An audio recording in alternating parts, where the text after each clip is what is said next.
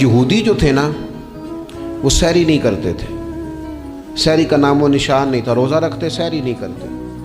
تو نبی پاک صلی اللہ تعالیٰ علیہ وسلم نے فرمایا ہمارے اور یہودیوں کے درمیان فرق ہی سحری کا ہے، اور نبی پاک صلی اللہ تعالیٰ علیہ وآلہ وسلم نے فرمایا سحری کھایا کرو، سحری کھانے میں برکت ہے۔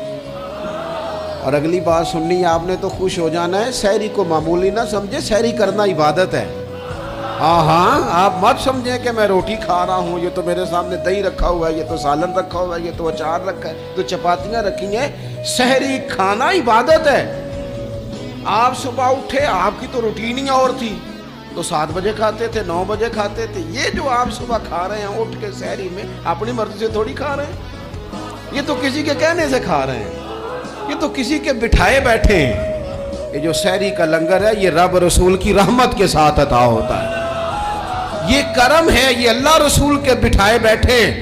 کیا میرے رسول پاک صلی اللہ تعالیٰ علیہ وآلہ وسلم نے بات کھولی ہے، ترغیب و ترہیب میں حدیث ہے، اللہ کرے یہ کبھی چسکا لگ جائے، یہ والا مزہ آ جائے، تو پھر تو گھر میں دسترخوان نہیں بچھا ہوا ہوگا، پھر تو رنگ ہی کوئی اور ہوگا۔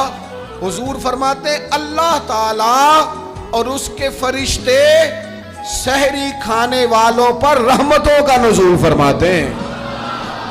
کھائی روٹی جا رہی ہے، پکا ہوا کھانا ہے، لیکن حضور فرماتے ہیں رب بھی رحمتیں فرما رہا ہے، اور اللہ کے حکم سے فرشتے بھی رحمتوں کا نزول کر رہے ہیں۔